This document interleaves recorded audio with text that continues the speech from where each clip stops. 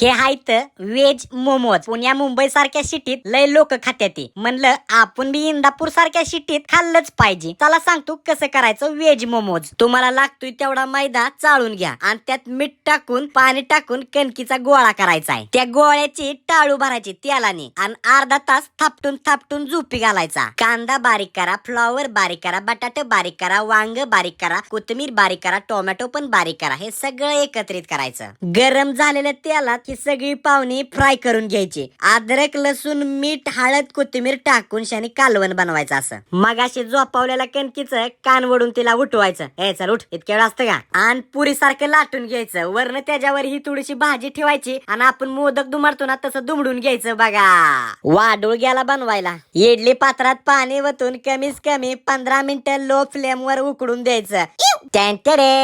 Momos ready. मेवणीभर आणि चटणीभर खात बसायचं.